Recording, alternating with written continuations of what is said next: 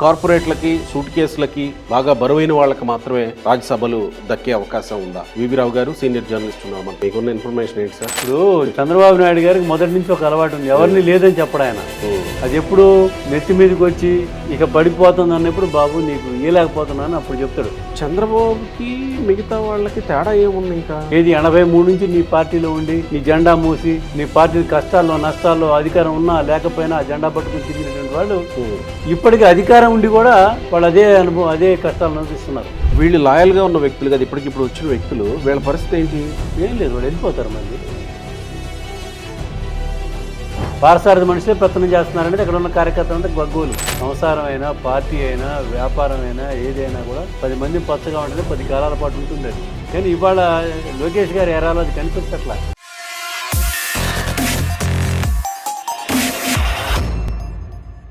నమస్తే, తెలుగు వన్ న్యూస్కి స్వాగతం. ఆంధ్రప్రదేశ్, తెలంగాణ, తెలుగు రాష్ట్రాల్లో సంక్రాంతి పండుగ జరుగుతోంది. ఈ క్రమంలో ఇంకొక పండుగ ఆంధ్రప్రదేశ్లో ఉన్న కూటమి పార్టీలకు వచ్చింది. దేశం మొత్తం మీద 70కి పైగా రాజ్యసభ స్థానాలు ఖాళీ అవుతుంటే ఆంధ్రప్రదేశ్లో 4 రాజ్యసభ స్థానాలు ఖాళీ అవుతున్నాయి. ఇది నిజంగా కూటమి పార్టీలకేనా, కూటమి పార్టీల్లో ఉన్న కార్యకర్తలకి, ఆ క్యాడర్కి, ఆ పార్టీల్లో పనిచేసిన వాళ్ళకి పండుగ అవుతుందా? ఈ 4 స్థానాల్లో ఎవరితో భర్తీ చేస్తాయి ఆయా పార్టీలు? వాస్తవానికి అతిపెద్ద పార్టీ తెలుగుదేశం పార్టీ కూటమిలో 135 స్థానాలతోటి. తెలుగుదేశం పార్టీకి కేవలం రాజ్యసభ ఒకటే ఈ 4 రాబోతుందట, జనసేనకి 1 రాబోతుందట, బీజేపీకి 2 వెళ్ళబోతున్నాయనేది చర్చ. మరి ఇందులో నిజంగానే బీజేపీ 2 తీసుకొని వీళ్ళిద్దరికీ చెరొకటి ఇచ్చే అవకాశం ఉందా? ఇక జనసేన నుంచి వెళ్ళబోయే వ్యక్తికి కేంద్ర మంత్రి పదవి రాబోతోంది. దేశంలో బీజేపీతో అలయన్స్ పార్ట్నర్స్గా ఉన్న అన్ని పార్టీలకి కేంద్ర మంత్రి పదవులు వచ్చాయి, ఒక్క జనసేనకు తప్ప.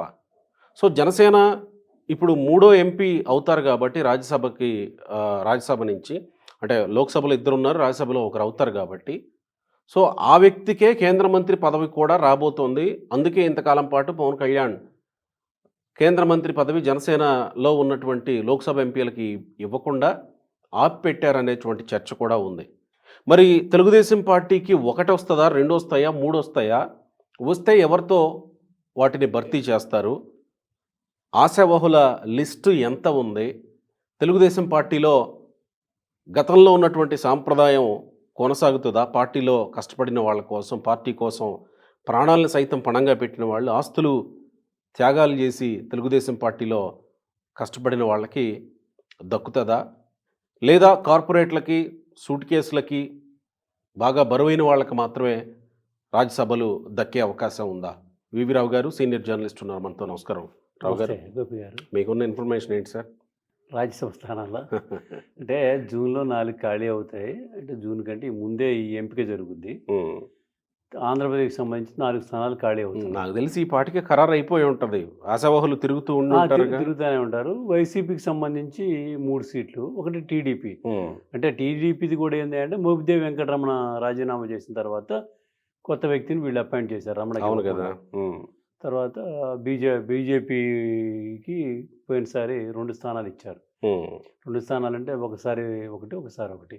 ఒకటేమో ఆర్ కృష్ణ రిజైన్ చేస్తే మళ్ళీ ఆయనకి ఇచ్చేసారు. అది అంటే విజయసాయి రెడ్డిది అపాకాల సత్యనారాయణకి ఇచ్చారు, అపాకాల సత్యనారాయణకి ఇచ్చారు. అవును.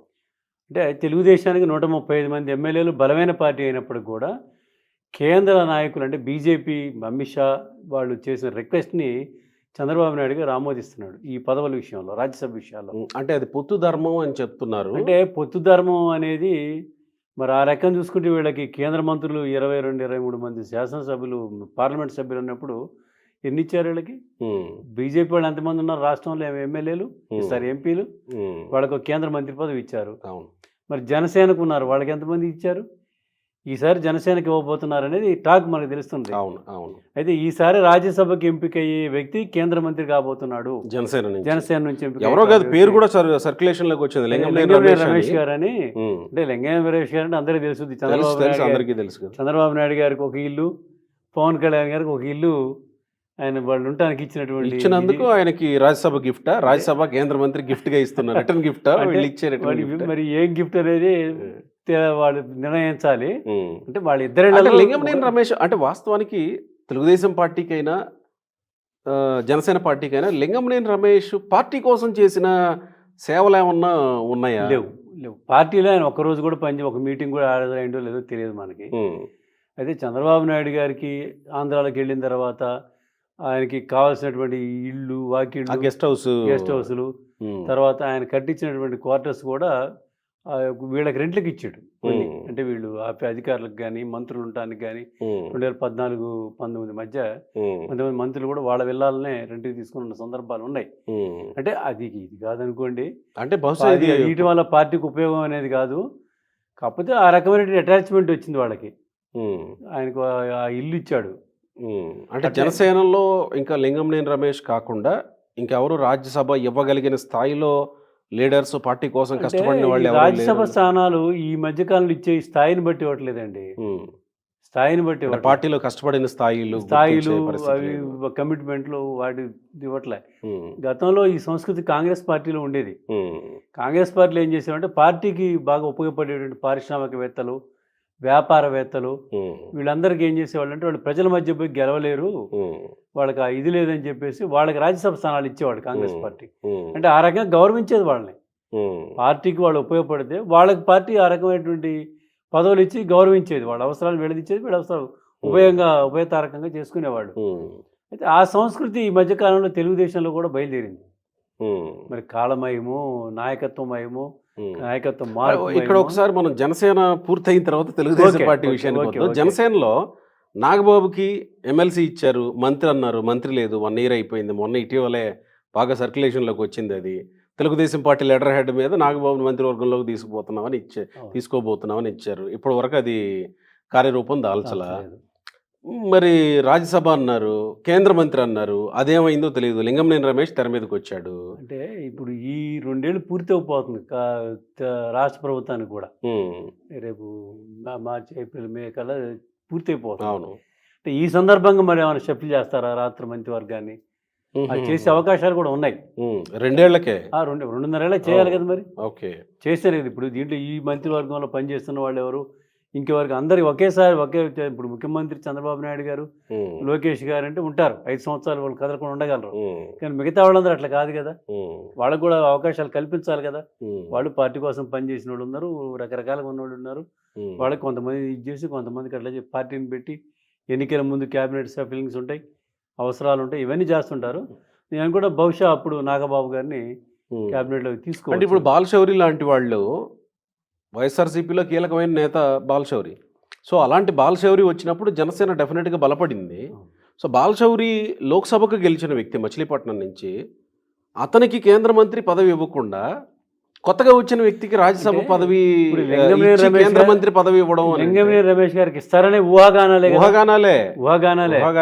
కాకపోతే అలయన్స్ లో ఉన్నటువంటి అన్ని పార్టీలకి ఇచ్చారు, ఒక్క జనసేనకు తప్ప. ఇప్పుడు జనసేన కూడా ఆయనకి ఇస్తారనేది ఊహాగానాలే. రేపు అది విషయాలు తెర మీదకి వచ్చేప్పుడు బాలశౌరి గారు కావచ్చు, లింగంనేని రమేష్ గారు కావచ్చు, పార్లమెంట్ సభ్యులు గెలిచినట్టు ఇంకొక వేరే వాళ్ళు కావచ్చు, ఎవరైనా కావచ్చు. అది ఇప్పుడు మనం అన్ని బాలశౌరికి ఇచ్చే పని అయితే ఈ పాటికే ఇచ్చుండేవాళ్ళు, చెప్పేవాళ్ళు. కేవలం లింగంనేని రమేష్ కోసమే అట్టి పెట్టారు దాన్ని అనేది చర్చ అయి ఉండొచ్చు. అంటే రేపు జరిగే పరిణామాలను బట్టి చెప్పొచ్చు. ఇది మన జనసేనకు సంబంధించినంత వరకు. ఇక మరొక 3 స్థానాలు ఉంటాయి. అవును. ఆ 3 స్థానాల్లో ఆల్రెడీ ఇప్పుడు మోపిదేవి వెంకటరమణ స్థానంలో ఒక ఇచ్చారు, అతనే కొనసాగించవచ్చు అనేది వినపడుతున్నట్టు. రెన్యువల్ చేస్తాను, అందుకే అతనికి 2 సంవత్సరాలే కదా అతనికి ఇచ్చేసి. అందుకని ఇంకో టర్మ్ ఇస్తే, ఇప్పుడు ఇంకో టర్మ్ ఇచ్చారనుకోండి, ఇంకో 6 ఏళ్ళు ఉంటుంది, 2030 వరకు ఫుల్ ఫ్లెట్ గా ఉంటారు అతను. ఒకటి పరిమళనాత్వాలు ఉంది, అతనికి ఇచ్చిన ఆశ్చర్యపోవాల్సిన అవసరం లేదు. తెలుగుదేశం పార్టీ తెలుగుదేశం కోటాలోనా బీజేపీ కోటాలో అవుతుందా? ఏ కోటాలైనా కావచ్చు. ఏ కోట పరిమళత్వానికి ఇచ్చినప్పుడు రిలయన్స్ వాళ్ళకి ఇచ్చారు, కార్పొరేట్లకి ఇచ్చారని వీళ్ళే కదా. అసలు చంద్రబాబు నాయుడు రిలయన్స్ వాళ్ళకి చంద్రబాబు నాయుడు చేసినంత సహాయం ఈ రాష్ట్రంలో ఎవరైనా చేశారా? ఎవరు చేయలే. ఈ రాష్ట్రంలో టెలికమ్యూనికేషన్ వ్యవస్థ అడుగుపెట్టినప్పుడు, చంద్రబాబు నాయుడు ముఖ్యమంత్రిగా ఉన్నప్పుడు 2000-2004 మధ్యలో రిలయన్స్ వాళ్ళు ఇక్కడికి వచ్చింది. అది మొబైల్ ఫోన్స్, కేబుల్ నెట్వర్క్స్ ఇవన్నీ తెచ్చింది రిలయన్స్ వాళ్ళు. అదంతా వేరే. అప్పుడు చెప్పేదండి, అప్పుడు చంద్రబాబు నాయుడు వాళ్ళ చేసినంత సాయం ఎవరికి చేయలే. అందుకని వాళ్ళకి చంద్రబాబు నాయుడు నేను ఇవ్వను అనే పరిస్థితి ఉండదు. ఓకే. అందుకని ఒకవేళ ముఖేష్ అంబానీ రిక్వెస్ట్ చేస్తే ఇచ్చేస్తారు. అంటే ముఖేష్ అంబానీ మళ్ళీ ప్రత్యేకమైన స్పెషల్ ఫ్లైట్ వేసుకొని వచ్చి చంద్రబాబు నాయుడు ఇంటికి వచ్చి అడుగుతాడా? అడగొచ్చు. పరిమళనత్వానికి వాళ్ళ అవసరాలకి వెళ్ళి అడిగిన ఎన్ని సందర్భాలు గతంలో కూడా చంద్రబాబు దగ్గరికి ఆంధ్రప్రదేశ్ వచ్చిన ప్రతిసారి చంద్రబాబుని కలిసి వెళ్తాడు అతను. ఏది గత 5 ఏళ్ళు జగన్మోహన్ రెడ్డి ముఖ్యమంత్రిగా ఉన్నప్పుడు అతను రాలేదు తప్ప ఆ తర్వాత ఎప్పుడు వచ్చినా కూడా చంద్రబాబు నాయుడు కలిసి వెళ్తాడు. చంద్రబాబు ముఖేష్ అంబానీ మంచి మిత్రులు. ఓకే, మంచి మిత్రులు. అందుకని అది ఏ కోటలైనా వెళ్ళొచ్చు, పరిణత్వానికి ఇంకోటి. అది మరి మిగతా 2 స్థానాలు ఉన్నాయి. ఆ 2 స్థానాల్లో పార్టీలో కూడా ఎంత పొడుగు లిస్ట్ ఉంది.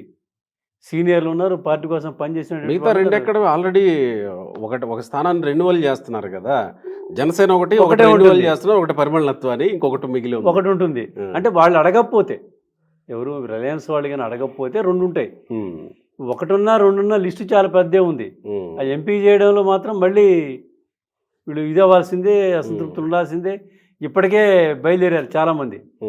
ఏది చంద్రబాబుని ఎక్కడ పోయినా కలవడం, వాళ్ళు ప్రెస్ మీట్లు పెట్టడాలు, మాట్లాడాలు, మేము పార్టీ కోసం అప్పుడు అంత చేసాం ఎంత చేసామని చెప్పడాలు, ఇవన్నీ ఉన్నాయి.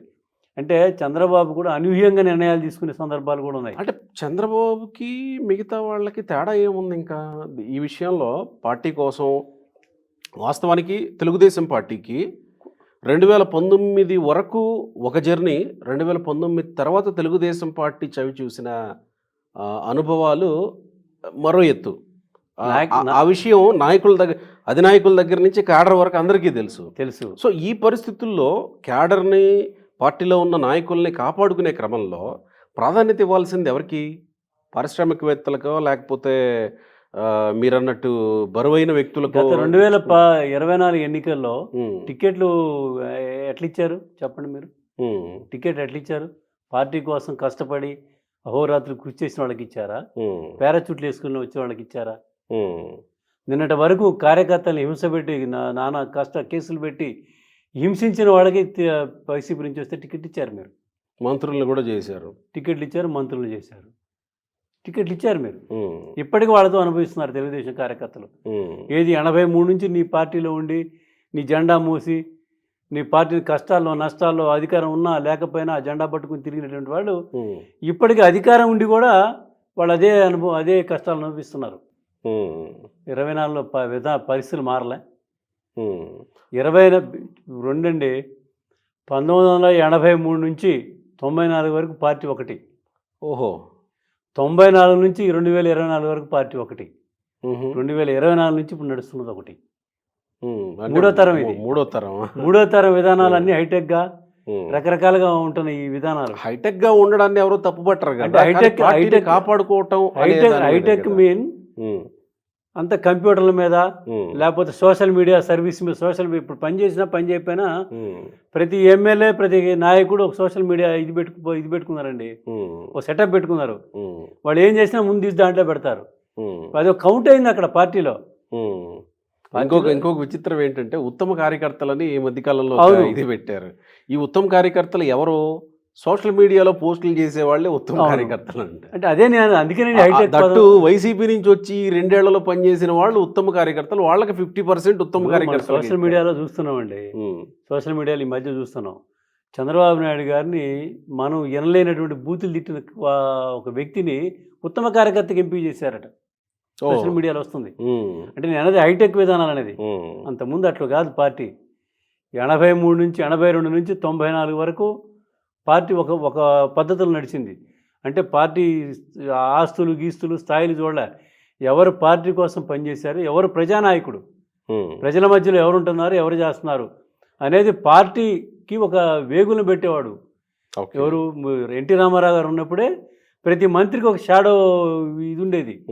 అంటే ప్రైవేట్గా పార్టీ తరఫున ఒక వ్యక్తిని పెట్టేవాడు మంత్రి దగ్గర. అక్కడ ఏం జరుగుతుంది ఏంటి అనేది వీళ్ళు పార్టీకి రిపోర్ట్ చేసేవాడు. ఆ రకంగా అంచనాలు ఉండేది. ఏది 94 వరకు. అయితే ఆ అంచనాలు అవన్నీ కూడా చంద్రబాబు నాయుడు గారు పెట్టినాయే.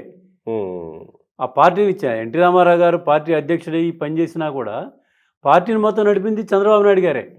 గ్రామ స్థాయి నుంచి నియోజకవర్గ స్థాయి వరకు 1100 మండలాల్లో సుమారు 700 మండల పార్టీ ప్రెసిడెంట్లు పేరు పెట్టి పిలవగలిగేటువంటి ఇది ఉండేది చంద్రబాబు నాయుడు గారికి అప్పుడు.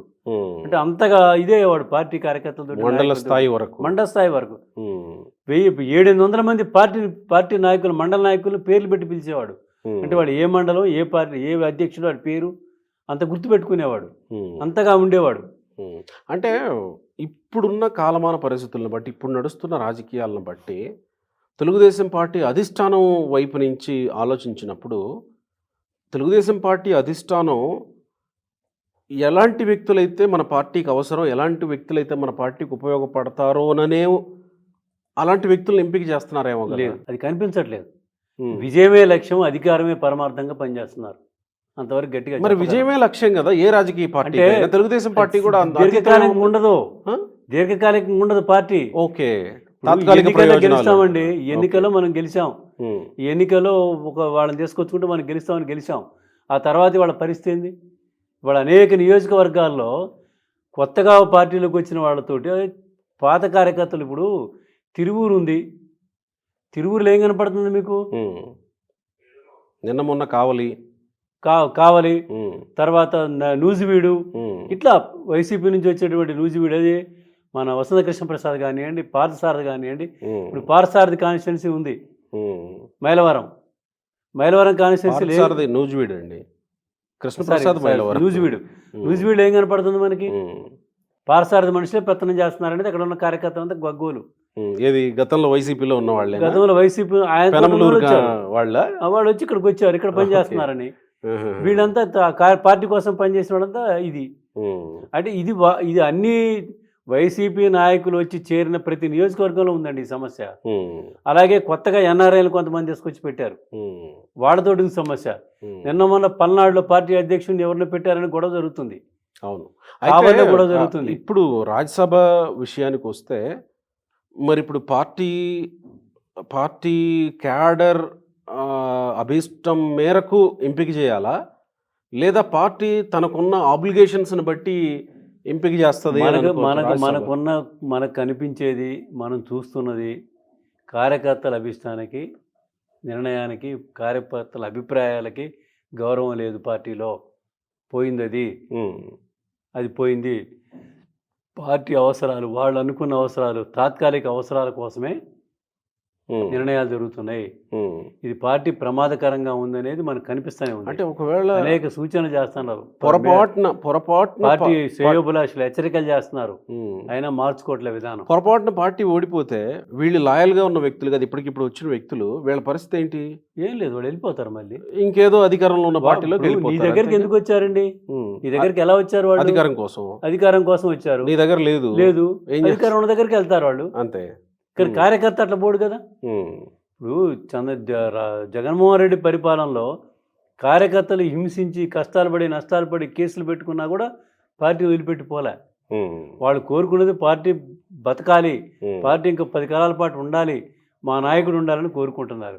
మీకు ఆలోచన కనపట్లా, మీకు ఆ పరిస్థితి కనపట్లా.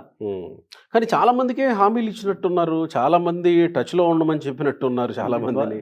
ఇప్పుడు చంద్రబాబు నాయుడు గారికి మొదటి నుంచి ఒక అలవాటు ఉంది, ఎవరిని లేదని చెప్పడం. ఆయన అది ఎప్పుడు నెత్తి మీదకి వచ్చి ఇక పడిపోతుంది అన్నప్పుడు, బాబు నీకు ఇయ్యలేకపోతున్నాను అప్పుడు చెప్తాడు, లేకపోతే వదడని చెప్పిస్తాడు. అది ఎంతసేపటికి ఏం చెప్తాడు? టచ్లో ఉండమ్మా, పార్టీలో ఉండమ్మా అంటాడు. అంటే ఇక్కడ మన తెలుగు హైదరాబాద్ ఆఫీస్ ఉండేది, అంతకుముందు రాష్ట్ర విభజన కాకముందు ఇక్కడ ఉండేవాడు. అనేక మంది వచ్చి జిల్లాల నుంచి వచ్చి కలుస్తుండేవాడు. సార్ నాకు ఇది సార్, నాన్న చూడండి సార్ నాకు ఇదని చెప్తుంటే టచ్లో ఉండమ్మా అనేవాడు. ఆ పక్కన ఒక పబ్ ఉండేది, దాంట్లో పబ్ ఆ పేరు టచ్ పబ్. ఓకే, ఆ పబ్ సరే టచ్లో ఉండమ్మా అంటే అక్కడ ఉండిపో అని చెప్పాడు. పబ్లో ఉండేవాడు, ఉండిపో నీకు ఇక్కడ ఇది లేదని చెప్పాడని ఎగతాళి చేస్తుండేవాడు. అదొక ఇది మీడియా వాళ్ళు ఎగతాళి చేస్తుండేవాడు, జోకులు వేసుకునేవాడు మీడియా వాళ్ళు. అందుకని చంద్రబాబు నాయుడు గారు 24 వరకు ఉంటుంది సినిమాలో ఉంది, ఇప్పటివరకు ఒక లెక్క, ఇప్పటి నుంచి ఒక లెక్క అని చెప్తుంటారే. 24 వరకు ఒక లెక్క నడిచింది చంద్రబాబు నాయుడు గారు. పార్టీ కోసం పార్టీ నాయకులను గౌరవించాడు, ఒకళ్ళిద్దరు తప్పులు చేసినా సహించాడు, ఓపిక పట్టాడు, వాళ్ళు మారతారని ఇచ్చేశాడు. ఇప్పుడు 24 నుంచి లోకేష్ గారి ఇది నడుస్తుంది ఎరా, ఇప్పుడు లోకేష్ గారి ఎరా నడుస్తుంది. అందుకని ఆయనకి ఇంత ఓపిక సహనం కనిపించట్లే. మరి అదే లోకేష్ కదా మొన్న కార్యకర్తల సమావేశంలో మాట్లాడుతూ మండల స్థాయి నాయకుల్ని రాజ్యసభ మెంబర్లుగా ఎమ్మెల్సీలుగా ఎమ్మెల్యేలుగా చేసిన ఘన చరిత్ర తెలుగుదేశం పార్టీకి ఉంది అని చెప్పింది. ఆ బయట కూడా ఉంది, ఒకసారి విందాం అది. తెలుగుదేశం పార్టీ గొప్పతనం అదే. మీరు ఎంతో మంది సభ్యులు వేదిక మీద ఉన్న మమ్మల్ని అందరూ ఒక్కసారి చూడండి. అన్ని బ్యాక్గ్రౌండ్ వాళ్ళు ఉన్నాం. మండల పార్టీ అధ్యక్షుడు ఉన్న వ్యక్తిని బాబు గారు ఏదో పట్టుబట్టి ఎమ్మెల్సీ ఇచ్చారు. అదే పట్టైన వైకాపా వాళ్ళు నా పైన కౌన్సిల్ లో దాడి చేయాలనుకున్నప్పుడు నిలబడ్డాడు. ఆనాడు బీదా రవి గారు గాని బీటెక్ రవి గారు గాని ఒక మంత్రి గారిని కూడా గట్టిగా తన్నారండి కౌన్సిల్లో. అది బయటికి రాలా, వాళ్ళు చెప్పుకోలేకపోయారు అంతే. ఎందుకు చెప్తున్నానంటే ఒక స్ఫూర్తి. అందరం అందరం పోరాడం. ఆయనేగా చెప్పింది, మొన్న మనమేగా వీడియో చేసాం. అది అది ఎంతమంది నమ్ముతారు? అంటే దాని కింద వచ్చిన కామెంట్స్ మీద మనం చర్చ కూడా చేసాం, చర్చ చేసాం, మాట్లాడాము. అంటే ఏ ఒక్కరూ నమ్మట్లేదు అన్నమాట. అంటే చూద్దాం, ఈ పార్లమెంటు ఈ రాజ్యసభ 1-2 స్థానాలు ఉంటాయి కదా, మరి లెక్క ప్రకారం అయితే 2 స్థానాలు ఉండాలి. ఒక జనసేన పోతే ఒకటి ఆల్రెడీ ఉన్నోళ్ళకి మళ్ళీ రెన్యువల్ చేస్తే ఇంకో 2 ఉండాలి. బీజేపీ కూడా పోయిందనుకో ఒకటి ఉండాలి. ఆ ఒక దాంట్లో ఎవరు చేస్తారో చూద్దాం. ఈ బాధ నాకెందుకు లేని చెప్పి అది కూడా బీజేపీకి ఇచ్చేస్తే అంటే అది చేసినా ఆశ్చర్యం లేదు, ఎందుకంటే వాళ్ళు అడిగారండి ఇచ్చామండి అంటే అయిపోయా అంతే, ఇంకెవరో మాట్లాడేవాళ్ళు. వీళ్ళకైతే పదవులు ఉన్నాయి కదండి, చంద్రబాబు నాయుడు గారికి ఉంది, లోకేష్ గారికి ఉంది, వీళ్ళిద్దరికి పదవులు ఉన్నాయి, వీళ్ళిద్దరికి గౌరవం ఉంది. ఇప్పుడు పార్టీ అనేది 10 మంది ఉంటేనే పార్టీ అండి. అవును కదా. సంసారం అయినా పార్టీ అయినా వ్యాపారం అయినా ఏదైనా కూడా పచ్చగా ఉంటేనే 10 మంది పచ్చగా ఉంటేనే 10 కాలాల పాటు ఉంటుంది అది. రైట్. నువ్వు పార్టీని అట్లా కాపాడుకోకపోతే చంద్రబాబు నాయుడు గారు ఎన్ని కష్టాలు కాపాడాడు పార్టీ. ఒక రకంగా కత్తి మీద సామే ఇప్పుడు చంద్రబాబు నాయుడు గారు పార్టీని 2004లో అధికారం పోతే 10 సంవత్సరాలు అధికారం లేకుండా పార్టీని కాపాడాడు. అవును. ఏ ప్రాంతీయ పార్టీని కూడా అట్లా కాపాడిన ఈ దాఖలాలు లేవు. 10 సంవత్సరాల తర్వాత మన అధికారం వచ్చి మళ్ళీ పోయి మళ్ళీ 5 సంవత్సరాలు మళ్ళీ నష్టాలు పడి తాను స్వతగా జైలుకి వెళ్ళి ఇన్ని చేసి కాపాడాడు పార్టీని. డిఎంకే కూడా అట్లే వచ్చింది. అంటే డిఎంకే 10 సంవత్సరాల పాటు డిఎంకే ఉండింది. డిఎంకే అంత బలమైనటువంటి నిర్మాణం చేశాడు పార్టీని, కార్యకర్తలను కాపాడాడు. అదేలేండి. ఆయన నియోజకవర్గాలకు వచ్చినా కార్యకర్తలు టూర్లు వచ్చినా కూడా 100 మంది కార్యకర్తలు ఉంటే 100 మందితో ఫోటోలు దిగేవాడు. 100 మందితో ఫోటోలు దిగేవాడు. అంటే అది వాళ్ళకి ఇదొక సంతృప్తి కార్యకర్తకి. కానీ ఇవాళ లోకేష్ గారు ఎరాలో అది కనిపించట్లా. మరి అది ఏం జరుగుద్దో ఏంటో, ఆయన ఆలోచనలు ఏంటో. అంటే పార్టీని మంత్రి పదవిని ముఖ్యమంత్రి స్థాయిలో పార్టీ నడిపేవాడికి ఆలోచనలు లేవా అని అంటారు చాలా మంది. అవును కదా, అది కూడా అంటుంటారు. కానీ మనం చూసినటువంటి గత 20-30 ఏళ్ళుగా మనం చూస్తున్నటువంటి ఇది చెప్తున్నాం మనం. రైట్. చూడాలి, అయితే జూన్ వరకు చూడాలి. ఈ లోపల తేలిపోతుంది. ఈ లోపల జూన్ వరకు ఉండదు, ఏప్రిల్ అయిపోతుంది. ఎందుకంటే ముందుగానే ఎంపిక చేస్తారు వాళ్ళు. రైట్ సార్, అయితే థ్యాంక్ యూ. రైట్.